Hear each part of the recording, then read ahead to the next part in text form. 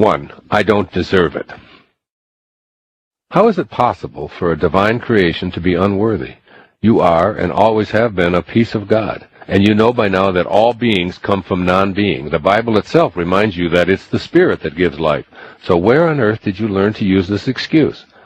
As a developing child, you were weaned on ideas that your worthiness is based on ego-dominated formulations making you what you do, what you have, and what others think of you. Your worth became intertwined with these ego constructs. If I do well, I'm worthy. If I don't, I'm unworthy. If I accumulate more valuable stuff and make more money, I'm worthy. If I don't, I'm unworthy. If I gain the approval of others, I'm worthy. If I'm unpopular, I'm unworthy. Like most of us, you were immersed in a culture that taught and reinforced these ideas, which are the work of the false self. Consequently, as an adult, when you see others who are more successful than you are, have more toys than you do, and enjoy reputations far greater than yours, your first impulse is to make a disconnect between your status in life and your worthiness as a human being. Years of solid training and ego development have caused you to retreat into an I don't deserve it, I'm not worthy mindset. Since these excuses come from the false self, they stay with you until you leave the planet, unless you're willing to tell yourself, okay, I understand where this kind of egoistic reasoning originated, and I can see that I still use it, but I'm practicing the Excuses Begone way of life from now on. For every one of these excuse categories, I urge you to decide to start thinking something along the lines like this. Everyone in my life did what they knew how to do, and I chose to buy into it at that time. Today, I'm going to stop this insidious kind of absurd thinking and remind myself that I'm a divine being, an individualized expression of God, and therefore I will no longer entertain thoughts of my being unworthy. I've lived with them long enough, and they never have truly served my highest good. Second excuse, it's not my nature. Have you been allowed to develop as if your Creator were in charge of the process? Of course, your physical body was permitted to take the course nature dictated. You developed the height, body type and shape, hair, eye and skin color, and facial features that nature called for. But what about your personality, your emotional and intellectual development, your aspirations, your self-concept, and your spiritual awareness? Were those aspects of you encouraged to unfold naturally? The excuse, it's not my nature, came directly from the list of what you were taught you couldn't do or be that I elaborated earlier in this program. You were formulated and then crafted into the finished product that your family and culture desired.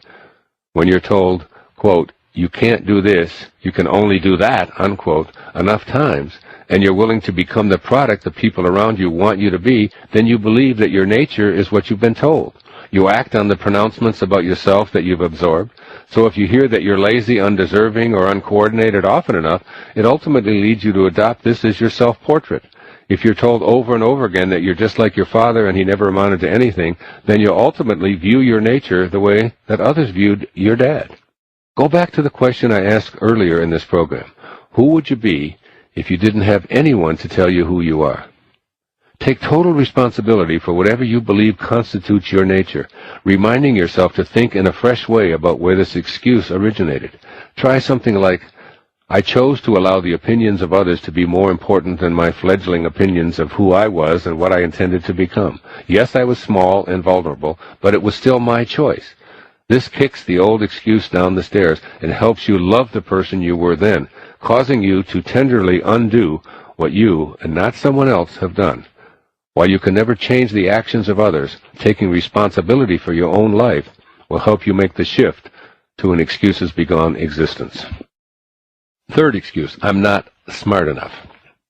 Where do you think you learned that you were somewhat shortchanged in the brains department? Well, you were enrolled in an educational system that assigned numbers to your intellectual capacity.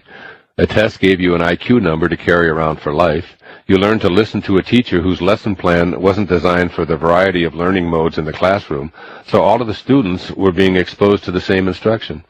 At the end of the week, a test gave you a grade that measured you against the performances of all of your classmates. You all had your place on a bell-shaped curve depending on your aptitudes that day and that week and on that particular subject area. You developed a self-image based on what teachers, test scores, and academic performance indicated. You learned that you were average at spelling, above average in art, but mentally challenged in mathematics. Soon you had the makings of a great excuse, I'm not smart enough, that you hauled out whenever it was convenient.